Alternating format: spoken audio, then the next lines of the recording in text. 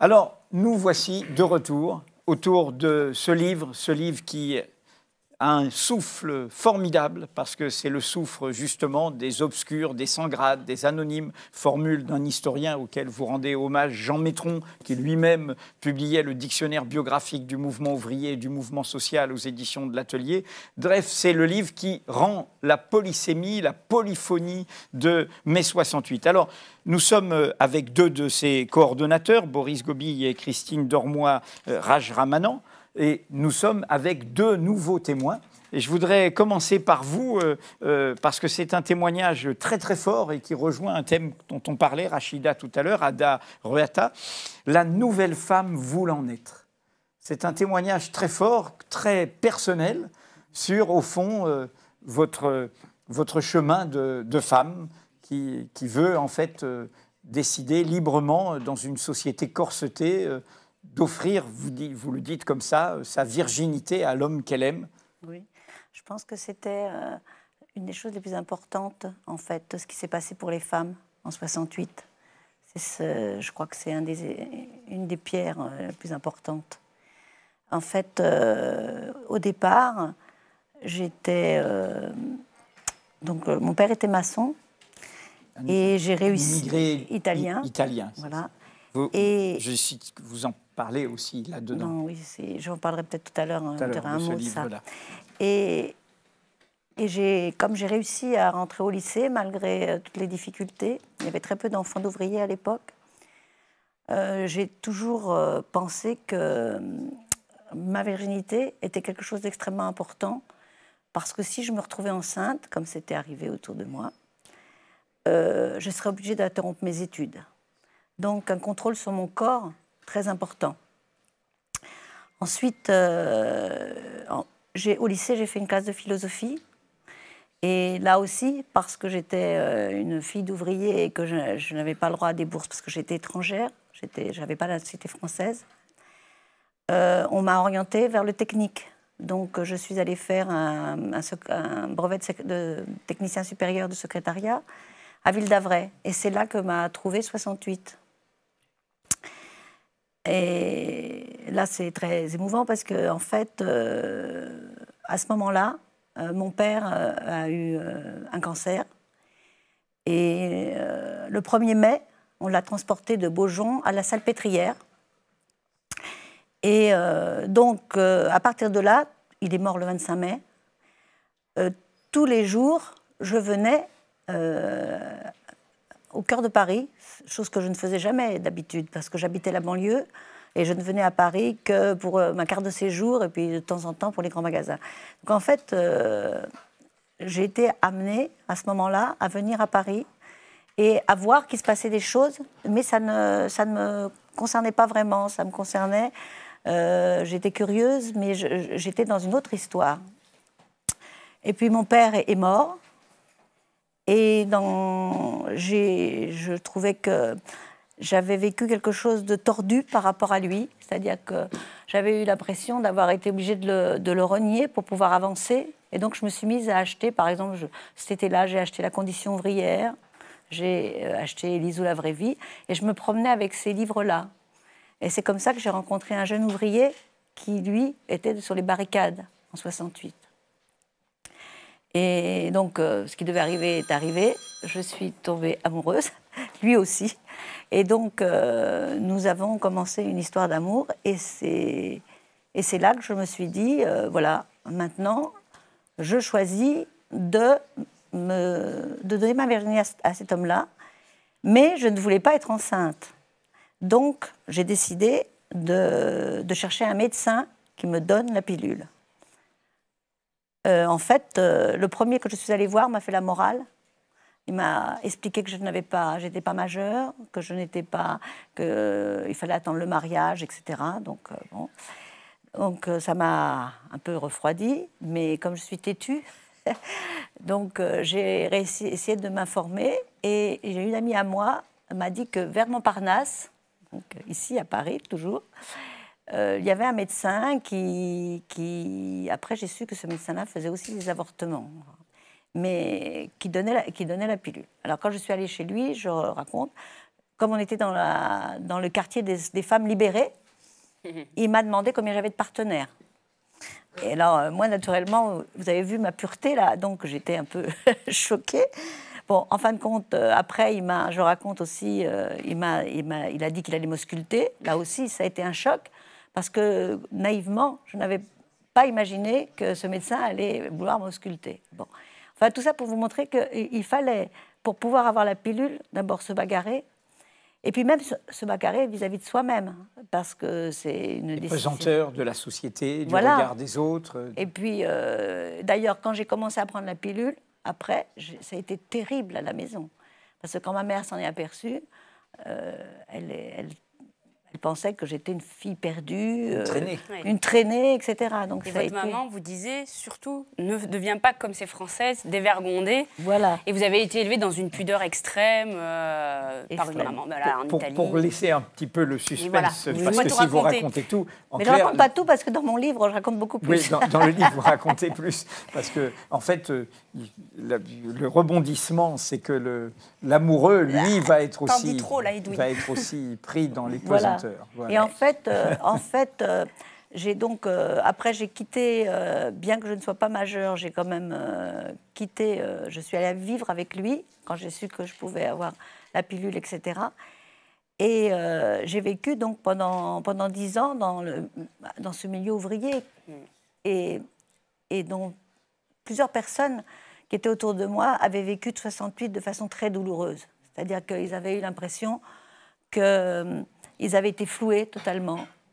Et que, bon, justement, ceux qui avaient écrit les livres après, ils s'en tenaient sortis, et que c'était beaucoup plus difficile qu'avant de vivre. C'était très dur. Alors, moi, j'ai essayé de les convaincre qu'il fallait qu'ils écrivent, surtout pas mal d'entre eux, dont mon compagnon, avaient une façon de parler très forte. Mais je n'ai pas réussi. Et puis donc, les années ont passé. Et plus de 10 ans après, je me suis retrouvée seule. Et c'est là que j'ai décidé d'écrire « Elle voulait voir la mer ». Parce que, au départ, je voulais écrire un roman qui raconte ce milieu. Et puis après, je me suis dit, non, je ne vais pas écrire à leur place. Je vais écrire, moi, comme femme. Parce que je pense que si j'avais écrit à leur place, ça n'aurait pas donné ça. Mais là, c'est un livre qui est la voix d'une femme. Et c'est un livre, en fait, qui a été réédité par les éditions Maurice Nadeau, mais qui est sorti en 85. 85, oui, c'est une réédition des éditions qui portent le nom du fondateur de la quinzaine littéraire. Voilà. Et en 85, des passages comme celui dont ça choquait beaucoup, en fait. Alors, justement, on passe à un autre témoignage, mais vas-y, Michel Guillaumin, peut-être Michel que tu Guillaumin, alors, bonjour. Alors, vous étiez collecteur de déclarations sur l'honneur d'exploitants agricoles et vous étiez, vous, au chômage dans la plaine du Forêt, du côté de Saint-Étienne. Et vous étiez, pour le coup, au sein d'une famille paysanne. Un peu le désert français. Très isolée. Alors, peut-être pas le désert, mais en tous les cas, oui, une zone, puisque je viens de pas très loin, moi aussi, là-bas. Il y a des habitants dans le désert, hein.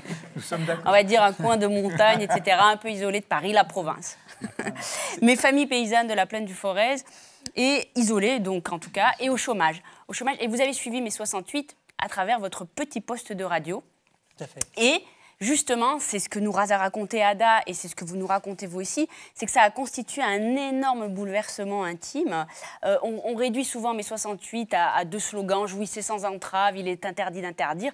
Mais vous, ça n'a pas été cela. Ça a été autre chose, une toute autre révolution intime à l'intérieur. Est-ce que vous pouvez nous la raconter ? Alors, je pourrais dire d'abord qu'effectivement, un des intérêts de ce livre-là, c'est qu'il est un déclencheur. Lorsque j'ai reçu la lettre, la demande des ateliers, de l'atelier, je me suis dit, mais je n'ai pas vécu 68. Et puis, je me suis dit, c'est pas pour moi. Moi, j'ai fait pareil. C'est pas pour moi. Exactement la même réaction. C'est pas pour moi, je ne l'ai pas vécu. Et alors, qu'est-ce qui vous a fait ? J'ai mal dormi. J'ai pas dormi de la nuit. Attends, pas possible. Je ne l'ai pas vécu. C'est quoi ma vie ? C'est la conséquence totale à 100% de 1968. Et alors, je dirais, j'ai mis du concret dans cette période-là que j'avais vécue, avec les souvenirs que j'en avais, mais c'est surtout l'ambiance. C'est pour ça que j'ai donné l'ambiance que j'avais. Je vivais 68 par procuration. Je n'avais pas de travail. Je venais de faire quand même une multitude de petits boulots. Alors j'avais fini 1 an de travail superbe, mais je n'étais pas au niveau. J'avais le BEPC seulement. J'étais en échec scolaire. Je n'avais pas de voiture. Il fallait une voiture pour ce travail-là. Donc je me retrouve sans rien. Voilà. Quelques mois avant. J'avais été soudeur à l'Argon pendant... l'Argon, c'est un gaz avec lequel on soudait à l'époque dans des casernes, dans une usine de 150 salariés. Aujourd'hui, il n'y a plus rien, bien sûr. Voilà, donc j'avais été au marché du travail à Saint-Étienne faire les vendanges dans le Beaujolais, où là, quand même, parce que c'est de l'histoire et ça remonte à 50 ans seulement, les vignerons venaient chercher des salariés agricoles convoqués par l'Agence pour l'emploi, je ne sais pas comment on appelait ça à l'époque. Et on était sur une ligne, comme des esclaves. Il est fort, je le prends. Non, je ne te prends pas, toi. Voilà, c'était comme ça que ça se passait. Et donc, je suis parti dans le Beaujolais faire les vendanges pendant 3 semaines, etc. Voilà, donc des petits boulots. Et voilà, j'arrive donc dans cette période-là, ça sortait, quoi. Il y avait une colère rentrée. Et puis, les pavés, alors déjà, je reprends qu'il y avait des pavés à Paris. Bon, et puis j'essaye de comprendre ça. Alors, ce qui m'avait quand même déjà un petit peu alerté, c'est qu'en 1956, j'avais 9 ans, mon père était collé devant le poste de radio lorsqu'il y a eu l'invasion de la Hongrie par les chars russes, autant que je me souvienne. Et déjà, à l'époque, j'avais compris que ce petit instrument qui parlait, là, parce qu'il n'y avait que ça en campagne, qui pouvait dire des choses en dehors de lieu où on était, eh ben, c'était important. Et donc là, j'écoute, je commence à essayer de comprendre. Et puis très vite, c'est pas tellement alors bien sûr les étudiants, parce que c'était ça qui ressortait à la radio, mais aussi la grève générale qui commence à s'étendre un peu partout. Alors j'ai appris après qu'effectivement, elle avait commencé bien avant, etc., avec toute une série de conflits perlés, etc. Bon, voilà. Et bon, tout ça, je vis par procuration. Les pavés, c'est des pavés virtuels pour moi, mais je les jette aussi, quoi, d'une certaine manière. Voilà. Et il y a quelque chose d'indéfinissable qui commence à naître, quoi. Je dis, mais attends, c'est quoi ce monde? Qu'est-ce que c'est? Alors, à 500 km, je dis, mais qu'est-ce qui se passe? Et moi, je cherche à rentrer dans ce monde-là, puisque je cherche un travail. Qu'est-ce que vous faites? Voilà. Alors, je passe des concours, etc. Je réussis le concours à la Poste, et puis j'arrive donc à Paris le 18 août 68. Donc, vous voyez à peu près, j'arrive dans un climat, on dirait après la fête, là, avec tout ce qui reste à ranger. Et là, qu'est-ce que je vois? Je vois les gens qui s'engueulent, qui commencent à... Parce que c'est la gueule de bois. Bah oui, c'est la gueule de bois. La droite a beaucoup gagné les élections, la chambre de la peur, pourrait-on dire. C'est très étrange, parce que c'est très étrange, parce qu'à la fois, ils ont gagné, les postiers ont gagné, ils ont gagné des droits considérables. Ils ont gagné en salaire, mais ils ont gagné surtout en droits nouveaux. On parlait tout à l'heure de la section syndicale, mais comme syndicaliste ensuite, moi, pendant 4 ou 5 ans après, on a géré la mise en place de tout ce qui était les droits syndicaux, la reconnaissance de la section syndicale, etc. Y compris dans un milieu aussi important que la Poste, il n'y avait pratiquement pas grand-chose. Il y avait le droit de distribution des tracts, mais il n'y avait pas de locaux syndicaux, il n'y avait pas de temps pour faire le travail de syndical, etc. Il y avait tout ça. Donc, je vais rentrer là-dedans. Et alors, bien entendu, ce que je vais faire, je vais écouter, je vais boire du petit lait pendant des mois et des mois et des mois. Alors, en essayant de comprendre, parce qu'il y avait beaucoup de choses conflictuelles. Donc, je dis, ça c'est vrai, c'est pas vrai, mais pourquoi il explique ça comme ça et puis l'autre l'expliquait différemment. Donc, une capacité d'écoute. En réalité, ce que je suis en train de faire, je suis en train de retourner à l'école. L'université populaire. Voilà, l'université populaire. Et l'école que j'avais fui, j'y reviens et je vais, à travers effectivement la manière dont avaient vécu et ce qu'ils en disaient dans des gros centres de tri, faire mes classes en quelque sorte et progressivement devenir syndicaliste, etc. Voilà. Donc un accomplissement à la fois professionnel et syndical. Tout à fait. Et alors passer d'une conscience agricole, parce que j'étais complètement du monde agricole, et né en plus de 8 enfants. hein, j'étais l'aîné de 8. Comment vous l'avez vécu? Ça a été un peu violent, Alors, justement, ce voyage? Oui, c'était violent, oui, parce que l'ignorance était crasse. J'arrive à Paris et puis un jour, en discussion comme ça, il y avait quand même des personnes qui étaient là, l'Île-de-France, qui étaient à la Poste. Et ils me disent, qu'est-ce qu'ils font tes parents? Je dis, ils sont agriculteurs. Waouh, riches! Riches. Et alors, vous connaissez le Massif central. Non, voilà. Mais je dis non, au contraire, c'est l'inverse. Et bien entendu, ils avaient l'image des propriétaires de la Beauce et de la Brie, quoi, hein, de ceux qui utilisent des ouvriers.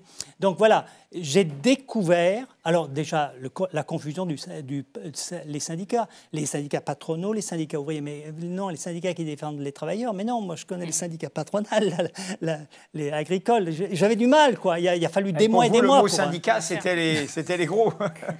Voilà, tout à fait. Et donc, voilà, prise de conscience de classe en tant que telle, pour sortir d'un monde agricole, une ouverture sur le monde. Toute petite anecdote rapide, je pars en autostop en Grèce. Sur les trottoirs de Grèce, il y a les militaires qui m'embêtent, ils veulent que je me sorte pour passer sur le trottoir. Alors, je suis étranger, je râle, il y en a un qui me prend comme ça, il me descend dans la rue. Je raconte ça en retour à Paris, mais il me dit, t'es complètement fou. Je dis, mais pourquoi? Mais c'est le régime des généraux en Grèce. Je ne le savais pas. Je ne le savais pas. Voilà, ça illustre tout, quoi. Ça dit tout. Dis-moi, en vous écoutant tous les deux successivement, il y a quelque chose dans la démarche des trois universitaires qui ont coordonné ça. Donc je me tourne vers vous, Boris, parce que vous avez signé avec Ludivine Bantini, qu'on voyait tout à l'heure, et qui a fait un livre sur 68, qui est sorti au Seuil. Et vous reprenez ce concept dans votre introduction. Vous parlez de l'expérience sensible du politique. Et ça, je trouve ça très fort. C'est-à-dire, on pense, y compris les jeunes générations, dans le désabusement actuel, la politique, les idéologies, les partis, le sectarisme, etc. Et ce que fait vivre ce livre, et ce que racontent nos amis, c'est comment le politique, comme bien commun, c'est aussi une expérience tactile, humaine, visuelle. Voilà. Mais j'aimerais que comment vous êtes venu à théoriser ça? Ça sort dans une revue très sérieuse, French Historical Studies, si je ne me trompe. Donc expliquez-nous. Oui, alors effectivement, l'idée c'est de faire un pas de côté par rapport à ce qu'on regarde habituellement dans les événements de ce genre en particulier. Et ça a été le cas pour 68, on a beaucoup parlé des idéologies, des organisations d'extrême gauche, etc. Et ce qui est une dimension effectivement extrêmement importante. Mais en fait, quand vous lisez même d'autres travaux, par exemple sur la Révolution française, etc., vous apercevez que ceux qui participent à des événements comme ceux-là, sont des gens qui ressentent puissamment quelque chose. Et que la dimension sensibilité, émotion, affect, etc., est complètement centrale en fait dans cette affaire. Et s'agissant de mai 68, c'est fondamental d'aller creuser sous les phénomènes d'adhésion, de croyances politiques, etc., les phénomènes aussi les sensations, la sensation de l'insupportable. Par exemple, quelque chose, vous disiez par exemple, quelque chose d'indéfinissable. Ben oui, on a un autre témoignage aussi qui dit que voilà, il y a quelque chose d'indéfinissable. On ne sait pas, on était prêt, mais on ne savait pas à quoi. Et bien, je crois que c'est assez important de regarder par les émotions, par les affects, non seulement ce qui se passe dans l'événement. Donc il y a une gamme d'affects dans ce livre qui est extraordinaire, parce qu'il y a la peur, hein, parce qu'il faut parler aussi de la peur de la répression. Il y a un témoignage très émouvant de Bernard Massip qui fait l'expérience d'être suspendu au-dessus de la Seine par un CRS. Il y a la joie d'être ensemble, il y a la colère, effectivement. Et tout ça construit à la fois le protagonisme, le fait de prendre des rôles, d'agir dans l'histoire, et l'antagonisme aussi, parce qu'on est en colère contre ceux qui sont en face de nous et qui nous violentent. Je parle à la fois effectivement des forces de l'ordre à l'époque, mais il y a aussi des témoignages qui racontent comment l'extrême droite est présente dans cette histoire. Elle est violente. Elle fait il y a même ou le SAC, par exemple, qui tire à un moment donné. Civique, et l'extrême droite, c'était Occident. Hein, voilà, Occident. Et donc, à un moment donné, il y a le SAC qui tire au plomb sur des enfants et des grévistes qui sont en train de jouer à la pétanque, en fait. Donc, voilà, les affects, c'est une autre manière d'entrer dans l'événement. pour se rendre compte qu'en réalité, le politique, il a directement affaire, alors ça c'est le philosophe Jacques Rancière qui le dit, à un nouveau partage du sensible. Voilà. C'est-à-dire qui a le droit de parler, qui n'a pas le droit de parler, qui est dédié à la production mais pas à la prise en main du destin collectif, et qui est spécialiste de la chose publique. Eh bien, tous ces partages-là sont remués et transformés et bouleversés dans l'événement 68. Et ça provoque des sensations et des sensibilités énormes. Christelle, je me tourne vers vous, parce que, au fond, par rapport à la crise du politique, justement, aujourd'hui, voilà, et vous êtes, avec Éric Neveu, qui lui est de l'autre génération, vous êtes de la génération intermédiaire, je dirais, des jeunes chercheurs. Qu'est-ce que ça dit, ce livre-là, toute cette polysémie, cette polyphonie, aux jeunes sur la politique aujourd'hui? Qu'est-ce que ça pourrait leur dire? Qui soit du présent et pas de la nostalgie, simplement de la mémoire, aussi jouissive soit-elle.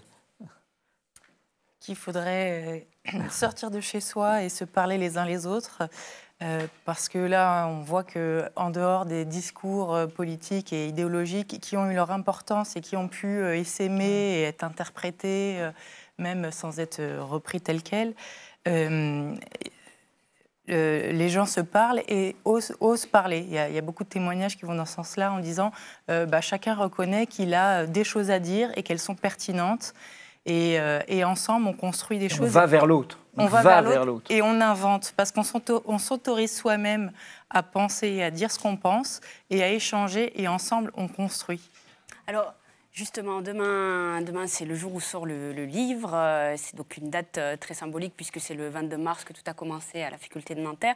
Et c'est aussi peut-être la naissance d'un mouvement social, le premier de l'ère Macron, puisque des cheminots, des fonctionnaires, des contrôleurs aériens, des lycéens vont défiler à Paris et partout en France contre les réformes du gouvernement. Alors voilà, naissance ou pas d'un mouvement social, sachant que depuis 1 an que Emmanuel Macron est au pouvoir, un TGV de réforme est passé, notamment des ordonnances qui réforment le marché du travail, dans une France plutôt apathique qui n'a pas vraiment bronché. Comment vous qui avez vécu mai 68, la plus grande grève de l'histoire de France avec 7 millions, est-ce que vous pensez qu'un mai 68 est possible encore aujourd'hui? Est-ce que vous voudriez qu'un mai 68 redevienne? Et à l'aune de tout ce que vient de dire Edoui avec Christelle, de cette crise du politique, est-ce que vous auriez un message à faire passer à la jeunesse d'aujourd'hui qui n'est pas si dépolitisée que ça? Non, elle n'est pas si dépolitisée. Et puis je pense que, moi c'était une des choses que j'ai voulu dire.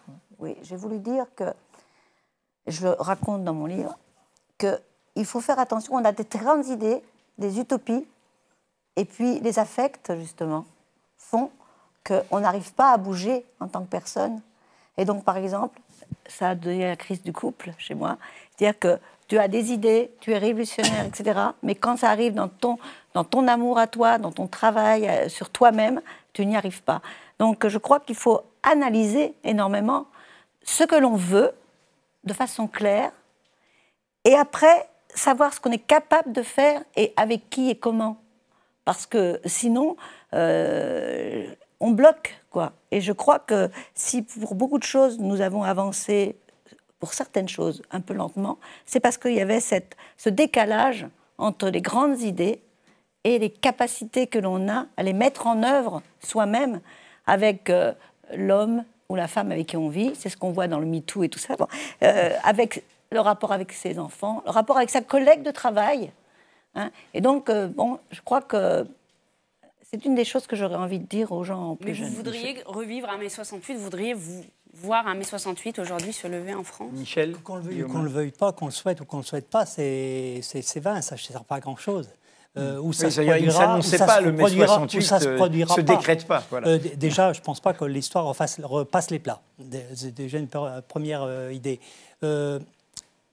Qu'il y ait un mouvement de fond, de conscientisation nouvelle, en particulier qui mettent en action les couches jeunes et actives d'aujourd'hui. Ça, c'est ce qu'on peut espérer le plus, dans la mesure où, effectivement, on a besoin d'un aggiornamento sociétale d'une certaine manière. Je vais m'expliquer. Et ça m'a obligé, moi, cet email-là et le fait de donner son témoignage, de regarder un petit peu mon parcours, qui est complètement atypique, mais qu'importe. Et j'arrive à 40 ans, je suis permanent syndical, on me demande de rester permanent syndical, je dis non, retourne travailler. Je ne savais pas au moment de ma retraite pourquoi j'étais retourné travailler. Donc je me suis posé la question de savoir pourquoi je n'avais pas continué comme permanent syndical, j'aurais pu continuer.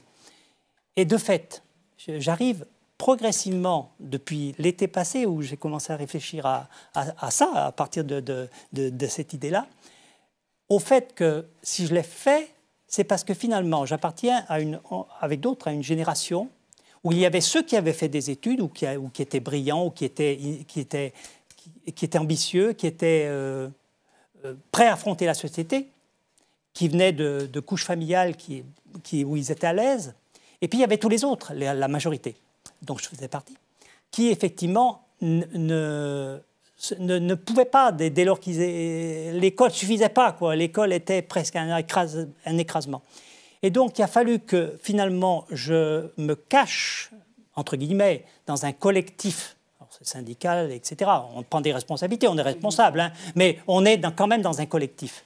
Avant d'aller en première ligne moi-même, parce que j'étais prêt. Mais j'étais prêt, moi, à quel âge? À 43 ans. Aujourd'hui, le jeune, il n'est pas prêt à 43 ans. C'est ce que je voulais arriver à tomber. Il est prêt maintenant à la sortie de l'individu et du collectif. Voilà. Et c'est ça qui me fait dire qu'effectivement, aujourd'hui, il y a besoin de quelque chose, je ne sais pas quoi.